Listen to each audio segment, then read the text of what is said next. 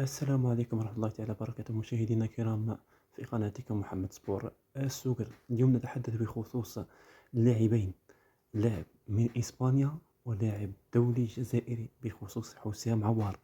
وكثير من الإشاعات حول خروج المفاوضات مع مارسيليا، وهناك من دوري إنجليزي، وهناك مفاوضات من البرتغال.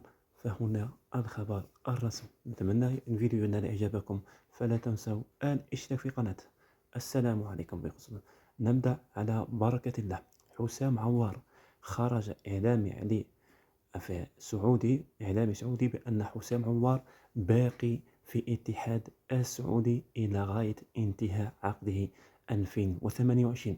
وكذبت مصادر أن حسام عوار سينتقل إلى مارسيليا، ومصادر أخرى قالت بأن حسام عوار في أندية إنجليزية مهتمة كثيرا بالتعاقد معه، ومنها برايتون وفولهام الإنجليزي. وهناك قالت مفاوضات من الدور الفرنسي بخصوص مارسيليا. قال كثيرا من الإشاعات بأن مارسيليا ترغب في ضم حسام عوار بعد رحيل إسماعيل بن ناصر والرجوع إلى ناديه ميلان، حيث وضعوا له خط الأخضر من أجل العودة والتدريب مع FC ميلان. حسام عوار هو لاعب ممتاز، لعب ضم الموسم الماضي إلى الاتحاد السعودي، وحقق معهم اللقب، وسجل 10 أهداف فيما صنع أهداف أخرى. وهو الذي صنع ثنائي جميل مع كريم بنزيما، حيث أدوا ناديهم الاتحاد السعودي من أجل التتويج بلقب الدور السعودي.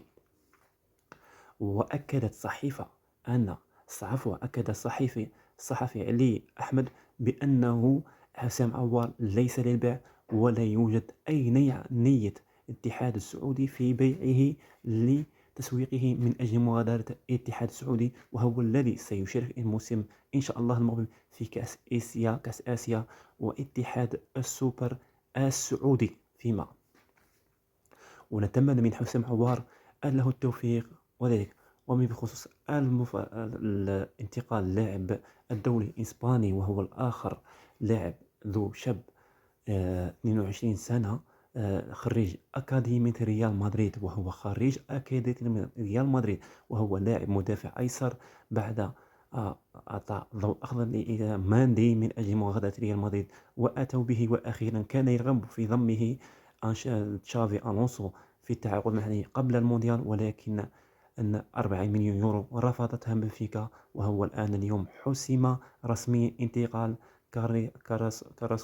كاراسكو بانتقال إلى ريال مدريد ناديه الأم، واللاعب السابق لريال مدريد خرج أكاديمية ريال مدريد.